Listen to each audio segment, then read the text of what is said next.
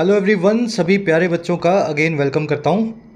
20 अप्रैल की क्लास है आज सैटरडे की। सैटरडे को जनरली स्पेशल क्लासेस करते हैं हम ग्रामर पे, वोकैब पे, लेकिन आज एडिटोरियल पढ़ने वाले हैं द हिंदू का ही। और आर्टिकल लिखा गया है पैलेस्टीन के ऊपर, अमेरिका के ऊपर और इजराइल के ऊपर। अमेरिका की हिपोक्रेसी की वजह से इजराइल को इतना एग्रेशन मिला है ओवर द ईयर्स कि पैलेस्टीन को आज भी यूएन का परमानेंट स्टेटस नहीं मिला है, एक परमानेंट सीट नहीं मिल पाई है। चलिए शुरू करेंगे इस आर्टिकल को अपने क्विज़ के साथ में। Of course there are some questions ऊपर हैं वोकैब के, ग्रामर के, है ना। सारे क्वेश्चंस को आपको क्लास के लास्ट में अटेम्प्ट करना है, मैं आपको करवाऊंगा। कोशिश हमारी ये है कि जो भी सीखें उसको ठीक से अप्लाई करें और 9 में से 9 नंबर मिले। Solutions at the end of the class. आइए कुछ नया सीखते हैं।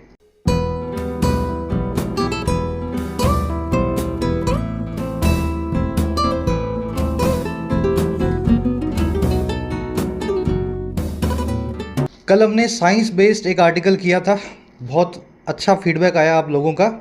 कोशिश करेंगे कि वीक में 1 या 2 बार इसी तरीके से साइंस के ऊपर बेस्ड जो है ना कुछ पढ़ें। कह रहे जी परमानेंट स्टेटस। स्टेटस क्या होता है समझते ही हैं आप। आपका इकोनॉमिक स्टेटस, आपका सोशल स्टेटस।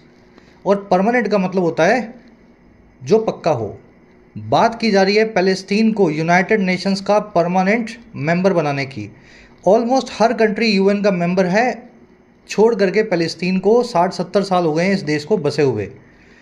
कह रहे जी Palestine should be granted full member status of the UN for a start. कह रहे जी पैलेस्टीन नाम का जो देश है इसको ग्रांट किया जाना चाहिए। ग्रांट करना यानी देना। अगर आप स्कूल में छुट्टी मांगते हो, ऑफिस में बॉस से छुट्टी मांगते हो, तो बॉस आपको छुट्टी ग्रांट करता है, दे देता है। वैसे ही पैलेस्टीन को भी दे देना चाहिए फुल मेंबर का स्टेटस। और कहाँ पे? यूएन में, यूनाइटेड नेशंस में, संयुक्त राष्ट्र संघ में। और कैसे देना है? For a start. इस फ्रेज़ को देखो, फॉर ए स्टार्ट। हिंदी में इसको बोलते हैं सबसे पहले।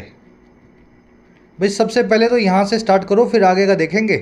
तुम आगे क्या दोगे पैलेस्टीन को, नहीं दोगे वो ठीक है, देख लिया जाएगा। फॉर ए स्टार्ट सबसे पहले तो आप इसको एक परमानेंट मेंबर का स्टेटस दो, ताकि पैलेस्टीन की आवाज़ को भी यूएन में जगह मिले। सब्जेक्ट है पैलेस्टीन, वर्ब है इसकी पिंक कलर में, should be granted. Modal verb plus में बी प्लस में वर्ब की थर्ड फॉर्म। इस स्ट्रक्चर को याद रखें मॉडल को पैसिव बनाने के लिए।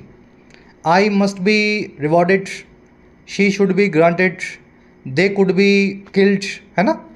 कुड, शुड, वुड जो भी मॉडल वर्ब लगाएंगे, साथ में बी प्लस में वर्ब की थर्ड फॉर्म लगा के सब्जेक्ट के ऊपर आप काम करवा सकते हैं, उसको पैसिव में लिख सकते हैं। चलिए अब जल्दी से आगे बढ़ के इस आर्टिकल की वोकैबुलरी पर नज़र डालेंगे। पढ़ने में बहुत आसान है। आज का आर्टिकल आपको कम से कम 70-80% खुद से समझ में आना चाहिए, ठीक है। और जो समझ में नहीं आ रहा है, जिन सेंटेंसेस में दिक्कत है, ज़रूर से इस क्लास से आप उनको समझें। अगर आप एक एस्पायरेंट हैं, किसी एग्ज़ाम की प्रिपरेशन कर रहे हैं और चाहते हैं अपनी इंग्लिश को एक स्टेप आगे ले जाएं, स्ट्रक्चर्ड वे में तैयारी करने के लिए आप ऐप को जरूर डाउनलोड करें। YT your English tutor app आपकी अपनी यहाँ पे कमेंट सेक्शन में इसका लिंक रखा गया है। एप्लीकेशन पे आपको मिलेंगे प्रीमियम कोर्सेज, नाम के प्रीमियम कोर्सेज हैं, फीस बहुत कम होती है, अफोर्डेबल होती है। राइटिंग के कोर्स में आप लिखना सीख सकते हैं किसी भी एग्जाम के लिए, ऐसे हो, प्रेसी हो, आंसर राइटिंग हो। इस कोर्स का फ़ायदा लेने के लिए इस कूपन को लगाएं, ताकि 499 में अफोर्डेबल कोर्स आपको मिल सके। 50 से 60 घंटे में आप इंग्लिश राइटिंग इस कोर्स के बदौलत सीख पाएंगे। इसी तरीके से आपको यूपीएससी का कोर्स मिलेगा। पूरा माइग्रेशन करवाया जाता है आपको हिंदी मीडियम से इंग्लिश मीडियम में। सारे एस्पेक्ट्स यूपीएससी के कवर्ड हैं। 1350 का एक कोर्स है कूपन के साथ। इसमें CSAT, answer writing, descriptive, vocab, grammar, हर पोर्शन कवर्ड है इन द कोर्स। इसी तरीके से ऐप पे आपको बैंकिंग और एसएससी के भी कोर्स मिलेंगे, जिसमें बैंकिंग एसएससी के सभी वैरायटी ऑफ क्वेश्चंस को सॉल्व करना, हैंडल करना आपको सिखाया जाता है। ऐप का लिंक कमेंट सेक्शन में है। कोई भी क्वेरी हो, ये नंबर पे आप व्हाट्सएप से टीम से जुड़ सकते हैं और अपनी क्वेरीज को पूछ सकते हैं। चलिए वोकैब शीट है अपनी। आज मैं इसको जूम इन नहीं करता हूँ, बताना बिना जूम इन किए आपको पढ़ने में आ रही है या नहीं आ रही। सॉर्डिड से शुरू करेंगे। सॉर्डिड का मतलब होता है नीच या घिनौना। Shamefully unethical, morally degraded. The minister tried to wash his hands of the sordid business. Minister ने कोशिश किया कि वो अपने हैंड्स को वॉश करे। वॉश समवन हैंड्स का मतलब क्या होता है? अपने हाथ साफ कर लेना, अपने हाथ झाड़ लेना। तो वो झाड़ कैसे ले? इस पूरे घिनौने और नीच बिजनेस से, इस खराब धंधे से, जो भी वो धंधा पकड़ में आया उससे अपने हाथ झाड़ सके। सॉर्टेड को डिसरेप्यूटेबल, वाइल या स्लीजी भी बोलते हैं। आज आपके लिए एक नया वर्ड है while, you will see this word in the article today. चलिए अगला वर्ड है इनडिस्क्रिमिनेट। बड़ा ही अच्छा वर्ड है ये। अच्छा मतलब पढ़ने में आसान है, समझने में। डिस्क्रिमिनेशन आप समझते हैं, भेदभाव। इनडिस्क्रिमिनेट मतलब बिना भेदभाव के, यानी अंधाधुन। अगर आप बिना देखे समझे किसी को कुछ भी बोल रहे हैं, कोई अटैकर बिना देखे समझे सबको गोलियां मार रहा है, तो इसको बोलते हैं इनडिस्क्रिमिनेट, अंधाधुन कोई काम को करना। The indiscriminate use of fertilisers can cause long term problems. अंधाधुन इस्तेमाल जो है फर्टिलाइजर्स का, इनफैक्ट पेस्टिसाइड्स का, फर्टिलाइजर्स तो ज़रूरी है, पेस्टिसाइड्स का, तो ये जो इस्तेमाल है ना अंधाधुन, ये लॉन्ग टर्म प्रॉब्लम्स को कॉज कर सकता है। इनफैक्ट ऑलरेडी कॉज कर चुका है, जो आप अपने आसपास कैंसर की फॉर्म में और हार्ट डिजीज़ की फॉर्म में देखते हैं। अंधाधुन को पर्पसलेस, अनसिस्टमेटिक और केओटिक भी बोलते हैं। इसकी एडवर्ब फॉर्म होती है इनडिस्क्रिमिनेटली, अंधाधुन तरीके से। You will see this word in the article indiscriminately today. चलिए अगला वर्ड है परपेट्रेट। याद रखना चाहिए इस वर्ड को सभी को। परपेट्रेट वर्ड का मतलब होता है किसी काम को अंजाम देना, लेकिन गंदे काम को, अच्छे काम को नहीं, बुरी चीज़ को।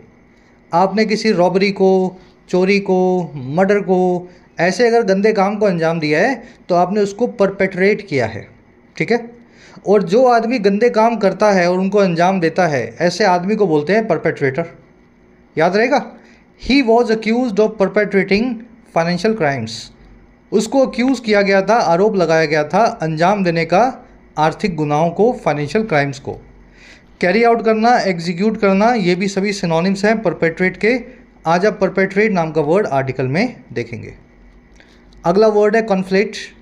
देखिए आपने एक वर्ड सुना होगा इन्फ्लेट, लिख देता हूँ मैं, इन्फ्लेट। इन्फ्लेट का मतलब होता है किसी चीज़ में हवा भर के फुलाना। जैसे टायर आपकी गाड़ी का पंक्चर है, तो पंक्चर टायर में आप हवा भरेंगे, उसको पंक्चर लगा करके उसको इन्फ्लेट करेंगे। इसका बिल्कुल उल्टा होता है डिफ्लेट। डिफ्लेट का मतलब होता है हवा निकालना। अब वहीं से बना है कन्फ्लेट। जब दो चीज़ों को बराबर लाया जाता है, कन यानी साथ में लाया जाता है, और फिर उनको जोड़ करके एक बड़ी चीज़ बना दी जाती है, इसको बोलते हैं कन्फ्लेट करना। दो चीज़ों को साथ में लाए, जोड़ा, वो इन्फ्लेट हो गई, उनका आकार बड़ा हो गया, यही कहलाएगा कन्फ्लेट करना। टू ऐड और मिक्स डिफरेंट थिंग्स। ईजी है ना याद करना। सक्सेसफुल पीपल लिख लेना यहाँ पे। Successful people refrain from conflating professional and personal life. कामयाब लोग इस चीज़ से परहेज करते हैं, कन्फ्लेट करने से, मिक्स करने से पर्सनल और प्रोफेशनल लाइफ को। मर्ज, कंबाइन, फ्यूज़ करना, सभी इसके सिनोनिम्स हैं, दो चीज़ों को मिलाने के। आप कन्फ्लेट वर्ड आर्टिकल में देखेंगे। लास्ट वर्ड है डिक्टम। डिक्टम का मतलब होता है कोई फॉर्मूला या रूल ऑफ थंब, कोई प्रिंसिपल, सिद्धांत, थ्योरी जिसके ऊपर आप चलते हैं और जो प्रूवन थ्योरी है। Our word follows a simple dictum. हमारी दुनिया फॉलो करती है एक सीधे से रूल ऑफ थंब को, डिक्टम को या सिद्धांत को।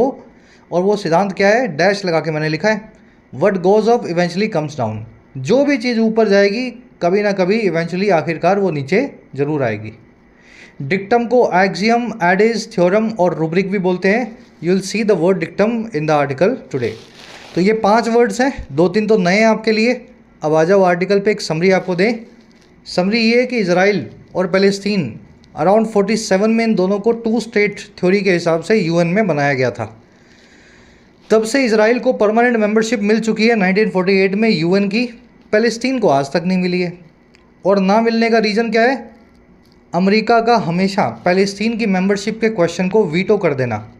यूएस कहता है पैलेस्टीन को मेंबरशिप जो है यूएन में सीधे सीधे नहीं मिलनी चाहिए, बल्कि पहले इजराइल और जो पैलेस्टीन अपना झगड़ा सुलझाएं, उसके बाद इसकी मेंबरशिप के बारे में सोचेंगे।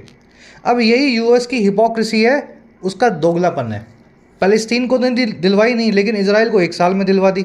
और आज भी इजराइल को सपोर्ट करता है यूएस, ताकि वो आसपास की कंट्रीज़ पे, स्पेशली पैलेस्टीन पे अपना कब्जा कर सके। तो इस आर्टिकल में लिखा गया कि अब ये क्वेश्चन फिर से सबके सामने आ गया है और इस बार इसका सही एड्रेसल होना चाहिए। पैलेस्टीन को उसके जस्टिस मिले और सबसे पहले तो यूएन की मेंबरशिप मिले, ताकि वो अपने दुखड़े वहाँ पे जाके रो सके। चलिए आज की टोन है सजेस्ट कर रहा है पैलेस्टीन के साथ क्या किया जाए। अब आर्टिकल को शुरू करते हैं। As concerns about a conflict, अब देखो कॉमा लिखा हुआ है यहाँ, बाय डिज़ाइन और मिस कैलकुलेशन, अगेन कॉमा लगा हुआ है, between Israel and Iran grow stronger, news of the United Nations Security Council resolution on granting Palestine full member status at the UN that was vetoed by the United States has not received the attention it should have। अब ये classic sentence होते हैं multiple commas वाले, multiple phrases वाले। देखो इनको कैसे पढ़ा जाता है। एज का मीनिंग क्या होता है? जैसे ही कंसर्न्स जो हैं, चिंताएं जो हैं, और किस चीज़ को लेकर के भाई, अबाउट लगा के बता रहा है, एक कॉन्फ्लिक्ट को लेकर के, झगड़े को लेकर के। अब ये झगड़ा कौन सा है, इस कॉन्फ्लिक्ट के बारे में इस कॉमा और इस कॉमा के बीच में एडिशनल इन्फॉर्मेशन दी गई है। ये कॉन्फ्लिक्ट चाहे तो डिज़ाइन की वजह से है, चाहे हमारी मिस कैलकुलेशन की वजह से है। हमें नहीं पता था कि ऐसा डिज़ाइन बना देंगे दो कंट्रीज़ का, इजराइल और पैलेस्टीन का, कि उनके बीच में 100 साल तक झगड़ा होगा। कह रहे जैसे जैसे ये कंसर्न्स जो हैं, चिंताएं जो हैं, एक सेकंड रुकना है ना, जो डिज़ाइन और मिसकैलकुलेशन दोनों में से किसी भी वजह से हो सकती हैं। अब ये कॉन्फ्लिक्ट है कौन सा? डिज़ाइन मिसकैलकुलेशन से तो है ही ये है बिटवीन इजराइल एंड ईरान। अब देखो यहाँ भी एक टेक्निकली कॉमा होना चाहिए था इधर। कह रहा है जैसे जैसे ये कंसर्न्स इस कॉन्फ्लिक्ट के बारे में ग्रो करते हैं, स्ट्रोंगर और ज़्यादा बड़े होते हैं और ज़्यादा ताकतवर होते हैं, ये कंसर्न्स बड़े होते हैं, वैसे ही न्यूज़ जो है, जो सूचना या इंफॉर्मेशन जो है, खबर जो है, यूनाइटेड नेशन सिक्योरिटी काउंसिल की, यूएनएससी के उस रेजोल्यूशन की, उस प्रपोजल की जो है देने पे, ग्रांट करने पे पैलेस्टीन को फुल मेंबर का स्टेटस यूनाइटेड नेशंस में। और कह रहे ये वही रेजोल्यूशन है जिसको वीटो किया गया था, जिसको वीटो वोट लगा करके बाहर कर दिया गया था अमेरिका के द्वारा, यूनाइटेड स्टेट्स के द्वारा। कह रहे इस न्यूज़ ने ना, इसने रिसीव ही नहीं किया उस अटेंशन को, इस न्यूज़ को मिला ही नहीं वो फोकस, वो ध्यान जो इसको मिलना चाहिए था, दैट इट शुड हैव। समझे स्ट्रक्चर को? कॉम्प्लेक्स है ये, आसान नहीं है ऐसे सेंटेंस पढ़ना। आप सोचोगे सर ये ग्रो किसके लिए आया है, न्यूज़ कहाँ से आ गया, तो सेंटेंस कुछ ऐसा बना है, कंसर्न्स की वर्ब है grow, as concerns grow stronger, आई बात समझ में? और न्यूज़ की वर्ब है has not received the attention, news has not received the attention. That आया है रेजोल्यूशन के लिए, दैट वॉज वीटोड। अब आप बोलोगे दूर क्यों है इतना? अरे भाई दूर इसलिए है क्योंकि रेजोल्यूशन कौन सा था, पहले वो तो लिखना ही पड़ेगा ना उसके बाजू में। दैट जो है रेजोल्यूशन के लिए आया है, लेकिन बीच में रेजोल्यूशन कौन सा था? रेजोल्यूशन पैलेस्टीन को फुल मेंबर स्टेटस देने वाला रेजोल्यूशन था। ये बात पूरी लिखनी पड़ेगी ना, तो ये बात जो है इसके लिए एडजेक्टिवल फ्रेज है, और रेजोल्यूशन के लिए दैट लगाया गया। दैट वॉज वीटोड, वीटोड किया था यूनाइटेड स्टेट्स ने, पैसिव वॉइस में इसको वीटो किया गया। चलिए इट की वर्ब है शुड हैव, इट आया न्यूज़ के लिए। शुड हैव ये पूरी वर्ब नहीं है, एक्चुअल में वर्ब होनी चाहिए शुड हैव रिसीव्ड। रिसीव्ड पहले लिख दिया गया है तो दूसरी बार इसको नहीं लिखा गया। चलिए बढ़े आगे। ये बाय डिज़ाइन और मिस कैलकुलेशन दोनों कॉन्फ्लिक्ट के लिए आए हैं, और ये बिटवीन इजराइल एंड ईरान ये भी कॉन्फ्लिक्ट के लिए लिखा गया है। कह रहा है the resolution proposed by Algeria was one more step at the world body to attempt to make good on the promise made in 1947। कह रहे जो रेजोल्यूशन है, जो संकल्प है या प्रपोजल है, यूएन के रेजोल्यूशन का मतलब है वहाँ पे एक मसौदा, एक प्रपोजल रखा गया टेबल पे कि ये काम करना चाहिए, है ना, जो प्रपोज किया था अल्जीरिया नाम के देश ने। कह रहे ये एक स्टेप और आगे था, वन मोर स्टेप था, एक और कदम था, और किस पे? इस वर्ल्ड बॉडी पे, यूएन पे। वर्ल्ड बॉडी है ना, पूरी दुनिया का बना हुआ बनी हुई एक बॉडी है। और ये क्यों? कि ये अटेम्प्ट कर सके, कोशिश कर सके मेक गुड ऑन करने की, भरपाई करने की, पूरा करने की। मेक गुड ऑन करना, किसी चीज़ को, किसी वादे को, किसी कसम को पूरा करना। और ये पूरा किसको करना था? उस वादे को जो किया गया था पैलेस्टीन से आज से 70 साल 80 साल पहले 1947 में। और कब? When the UN General Assembly originally adopted its resolution partitioning the then mandated Palestine into 2 states. ये वही साल है जब इसी यूएनजीए ने, जनरल असेंबली ने शुरुआती दौर में ओरिजिनली अडॉप्ट किया था इसके उस प्रपोजल को, रिजोल्यूशन को, जो पार्टीशन करने वाला था, दो हिस्सों में तोड़ने वाला था उस वक्त की मैंडेटेड पैलेस्टीन को दो स्टेट्स में। देन मैंडेटेड मतलब उस वक्त मैंडेट किया गया था ये, है ना। अच्छा, वन जूइश एंड वन अरब, एक हिस्सा होने वाला था जूइश जो बन गया इजराइल, और दूसरा हिस्सा होने वाला था पैलेस्टीन जो बन गया अरब हिस्सा। सेंटेंस समझ पाए लंबा। रेजोल्यूशन की वर्ब है वॉज। आरसी का क्वेश्चन बने, रेजोल्यूशन को किसने प्रपोज किया था? अल्जीरिया ने, जॉर्डन ने, ईरान ने या पाकिस्तान ने? तो अल्जीरिया ने किया था। मेक गुड ऑन समथिंग करना, किसी चीज़ पे पूरा उतरना, वादे पे जो आप ऑलरेडी कर चुके हैं। you'll have to make good on the promise या make good on the, है ना, वो हो सकती है, वो मतलब कसम, VOW। जनरल असेंबली की वर्ब है अडॉप्टेड। कह रहे जी only Israel became a full member of the UN in 1949। सिर्फ इजराइल ही बना पूरा मेंबर, फुल मेंबर स्टेटस वाला जो है कंट्री UN में 1949 में। तो इजराइल को तो फुल मेंबर बना दिया गया। फिर क्या हुआ? कह रहे the question of Palestine has been tossed around for decades.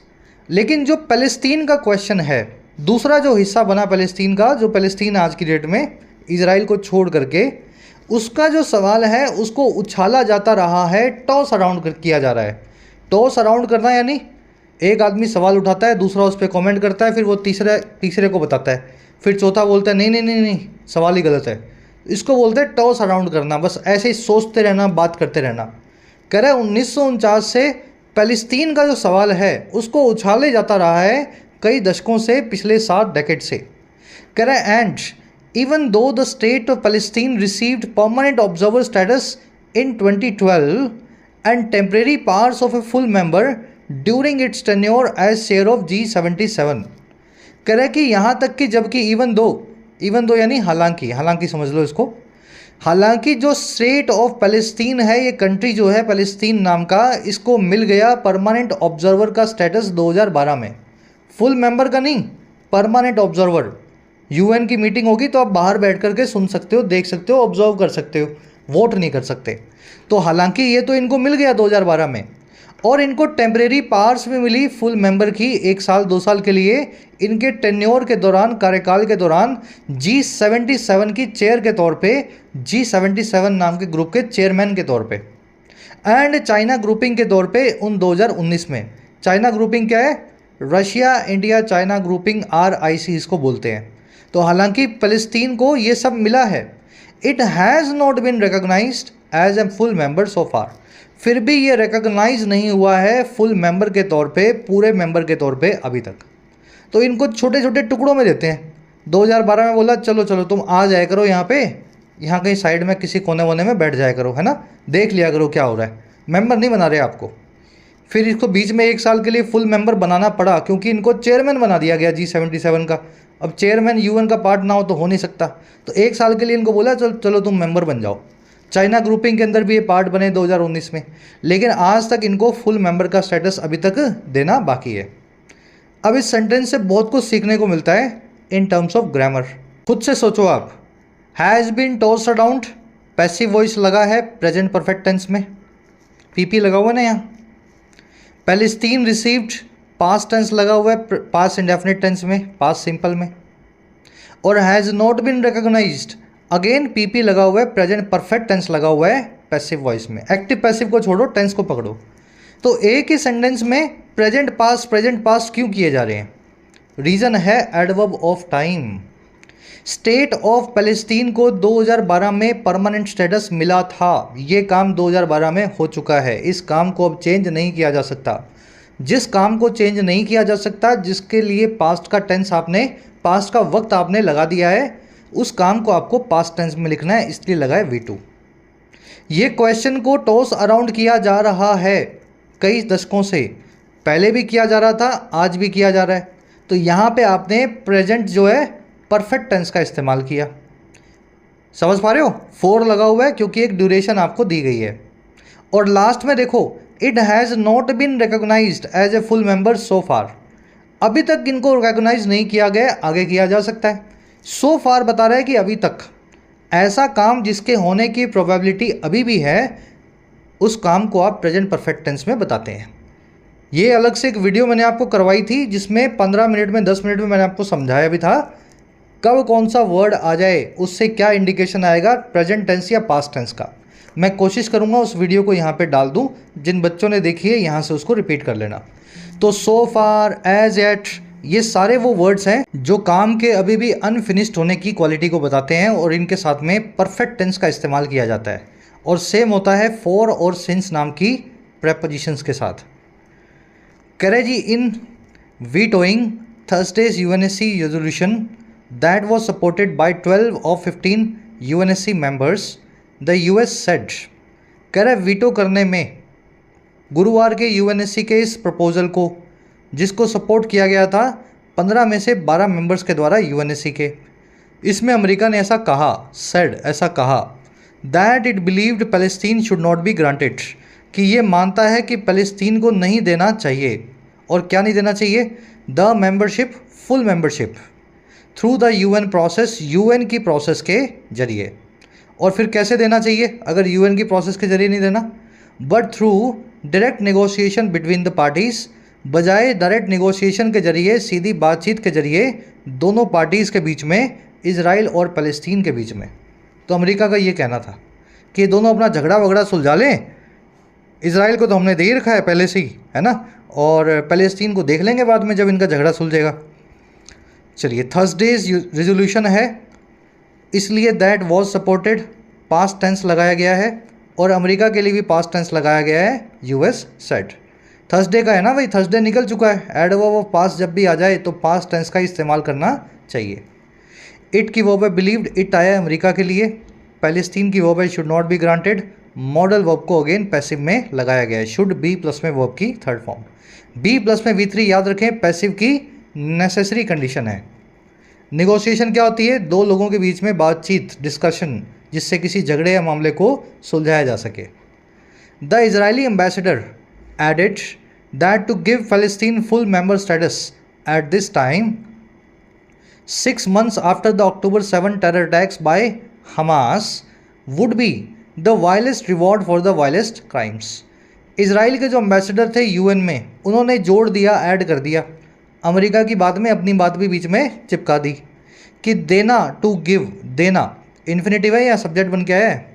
देने का जो काम है फ़लस्तीन को फुल मेंबर के स्टेटस का, इस दफ़ा यानी इस टाइम, और कब? 6 महीने बाद अक्टूबर 7 के टेरर अटैक्स के जो हमास ने किए थे फ़लस्तीन की धरती से।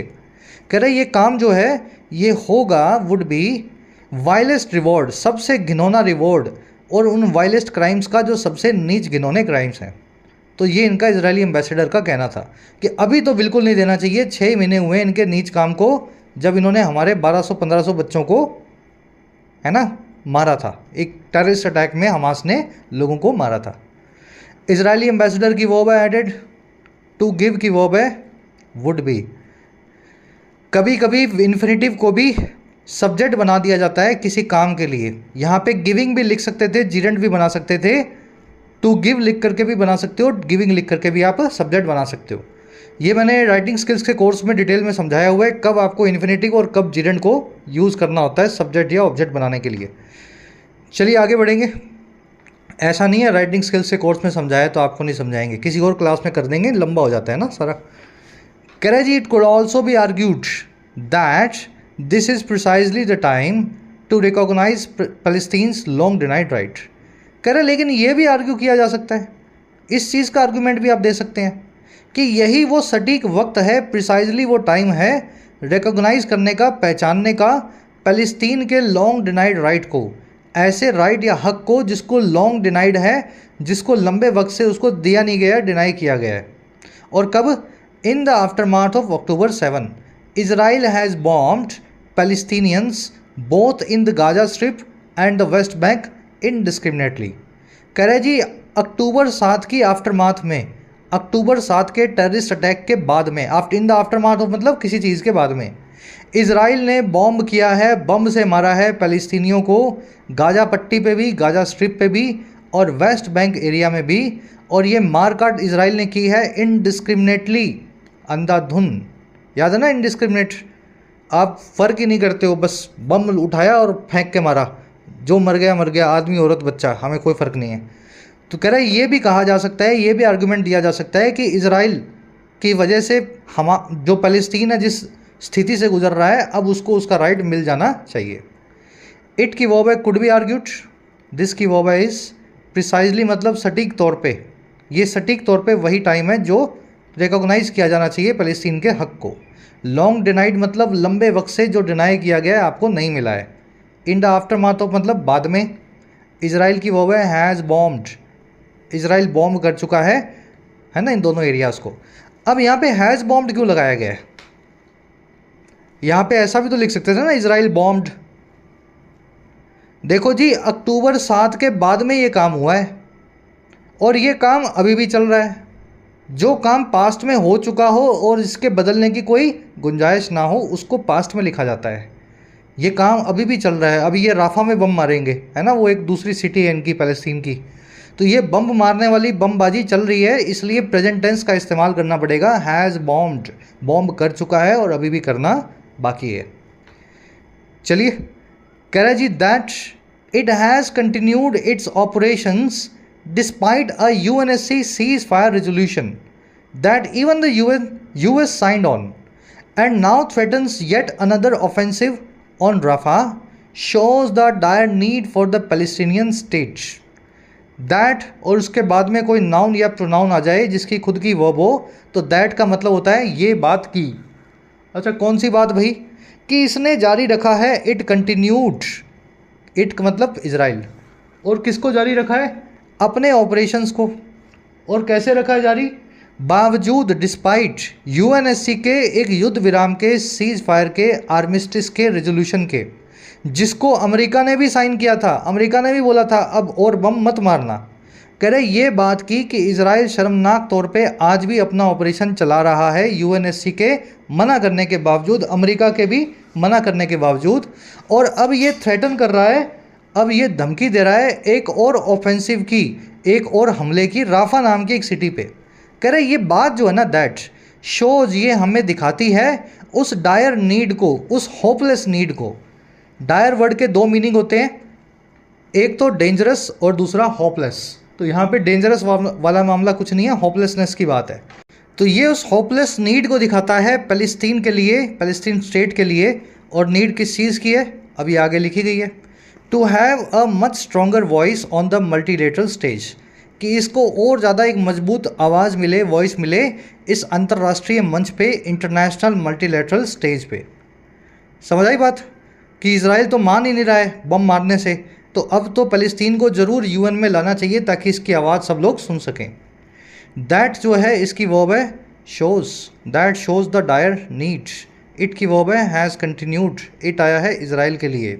यूएस की वर्ब है साइंड, यूएस ने साइन किया इस रेजोल्यूशन पे, ठीक है।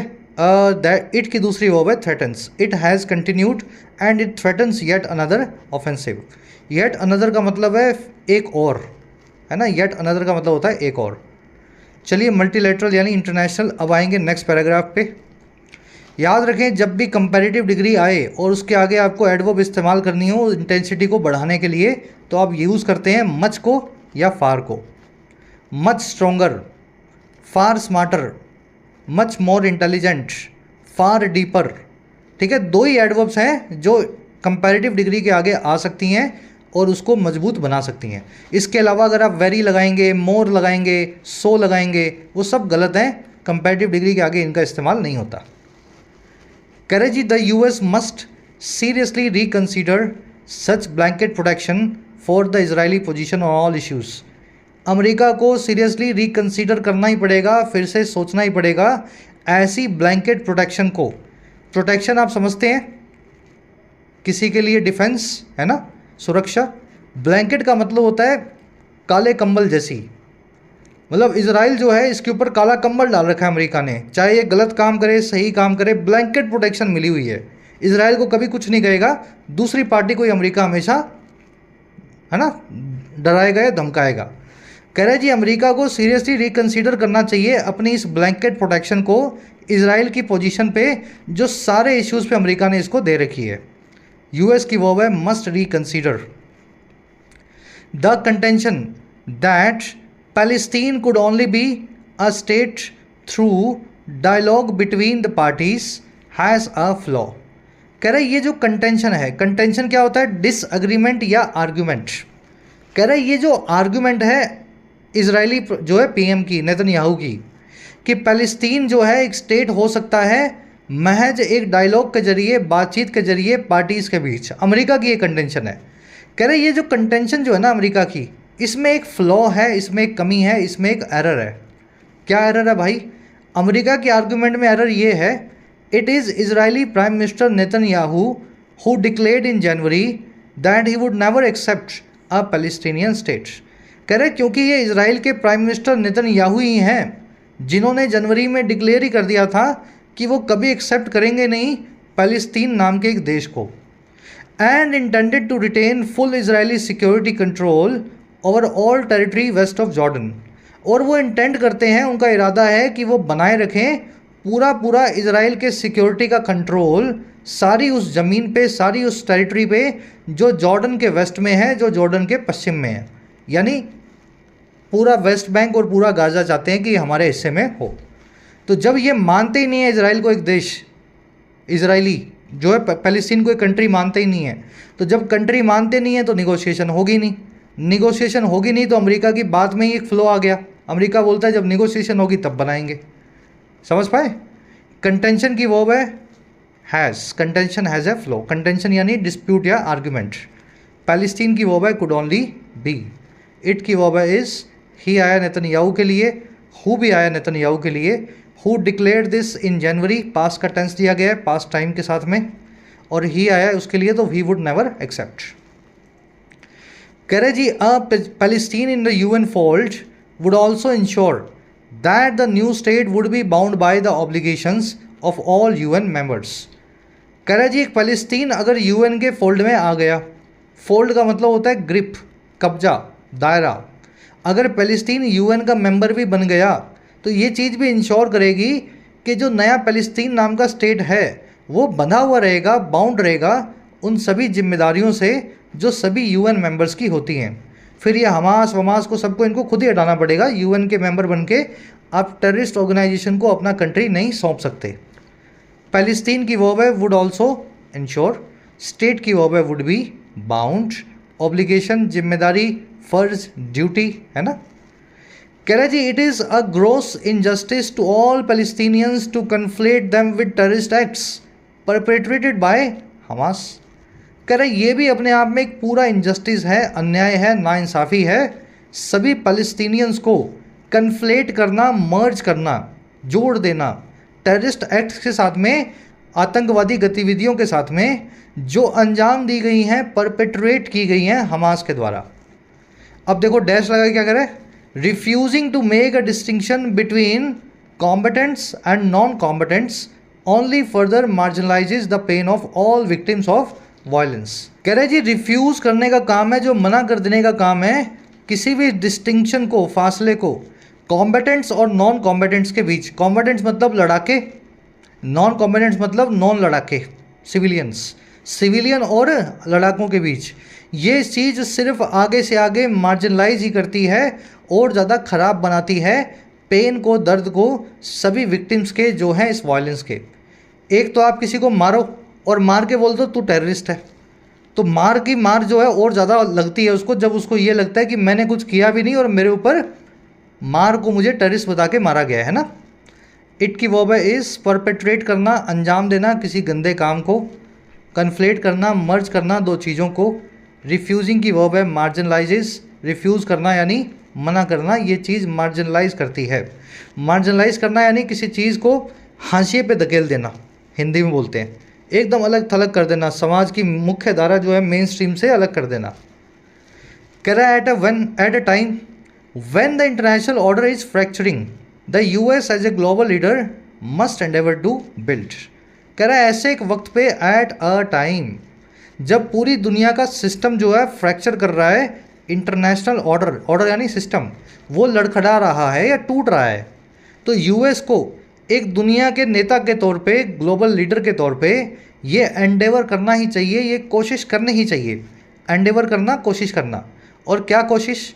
To build not break consensus in order to favour one country, कि वो बिल्ड करे ना कि ब्रेक करे कंसेंसस को, सबकी सहमति को, एक कंट्री को फेवर करने के लिए, अपने लाडले इजराइल को हेल्प करने के लिए।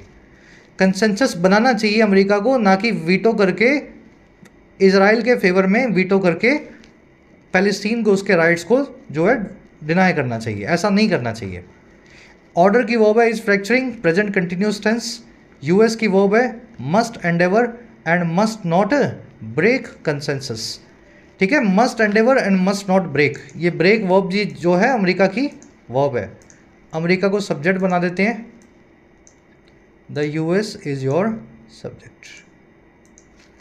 कंसेंसस होता है सबकी सहमति, आम राय, unanimity. To do so is to run counter to the UN's basic principal.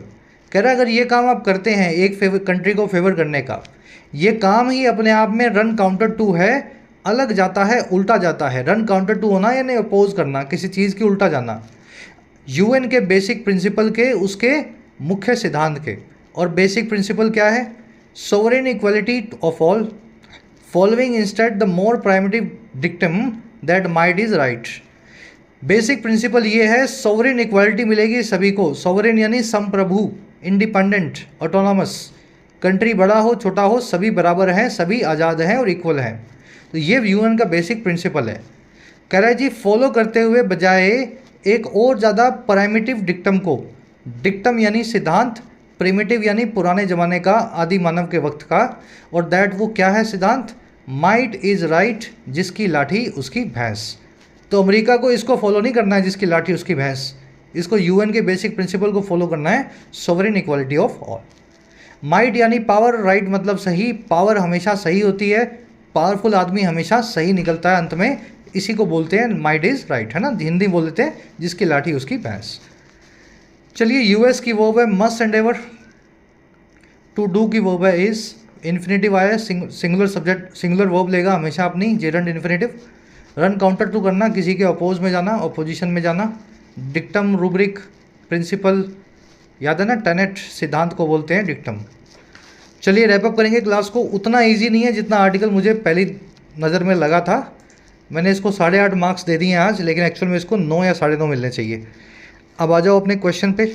बहुत आसान क्वेश्चन है ये। आर्गुमेंट, कौन सा आर्गुमेंट जो है ये पैसेज देता है इस नोशन के खिलाफ, इस ख्याल के खिलाफ कि पैलेस्तीन सिर्फ स्टेटहुड ले पाएगा डायरेक्ट निगोशिएशंस के जरिए ही।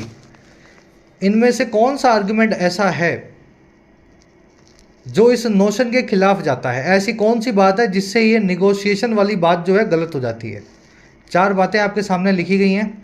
UN has already recognised Palestine as a full member.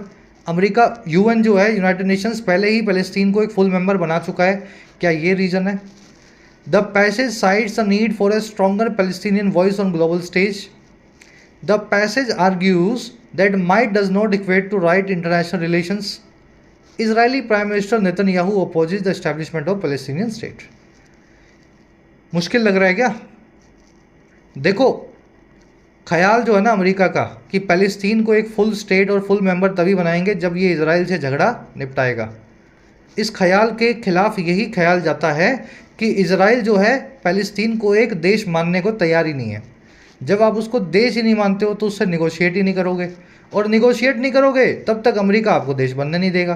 तो एक विशियस साइकिल बन गया, समझ में आए? तो इससे पहले अप्रूवल लेके आए, फिर मैं दूंगा, और इसने बोल दिया मैं दूंगा नहीं, इसने बोल दिया ये नहीं दे रहा तो मैं भी नहीं दूंगा। तो ये मिली जुली खिचड़ी है इन दोनों की, इजराइल और अमेरिका की, ताकि पैलेस्टीन को एक कंट्री ना बनने दिया जाए। डी आपका आंसर बनेगा इस केस में। सेकेंड में आपसे पूछा है जी मीनिंग क्या है माइट इज़ राइट का, जिसकी लाठी उसकी भैंस का। 4 मीनिंग मैंने आपको दिए हैं, बहुत ईजी है, खुद से ट्राई करोगे। फर्स्ट कमेंट में इस वीडियो के नीचे मैंने आंसर को डाल दिया है, ठीक है, DCBA, चेक करो चारों का मीनिंग। थर्ड में पूछा है जी अंधाधुंध को अंग्रेजी में क्या बोलते हैं, अच्छे से वर्ड करवाया हुआ आपको। रूल ऑफ थंब या प्रिंसिपल के लिए क्या 1 वर्ड्स हैं, तो 3-4 आपको करवाए गए हैं। T से करवाया है, R से करवाया है, D से करवाया है ना, कोई भी लिख दो एक, आपका आंसर बन जाएगा। कन्फ्लेट का मीनिंग पूछा है आपसे, इन्फ्लेट, डिफ्लेट या मर्ज। लास्ट में आपसे पूछा है मेक गुड ऑन समथिंग, इस फ्रेज का क्या मीनिंग है, करवाया था ना ये भी आपको, make good on a something. Last में 3 एरर्स मिलेंगी। पहली एरर मिलेगी इस वर्ड की वजह से, दूसरी मिलेगी इस वर्ड के आसपास, और तीसरी मिल सकती है आपको इस फ्रेज की वजह से। बहुत अच्छे क्वेश्चन है ग्रामर के तीनों लास्ट वाले, ट्राई दे दो उनको। आंसर अपने जो निकालो मेरे आंसर से मैच कर लेना।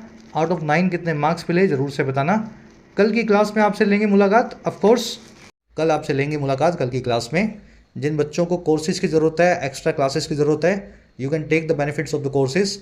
एप्लीकेशन को डाउनलोड करें, YT ऐप को, आपको राइटिंग का, SSC का और बैंकिंग का, इनफैक्ट UPSC का भी कोर्स मिल जाएगा। अफोर्डेबल कोर्सेज है, मेहनत करना चाहते हैं तो ऐप को डाउनलोड करें, कमेंट सेक्शन में लिंक रखा गया है, you can take the benefit. चलिए, अंटिल देन साइनिंग आउट।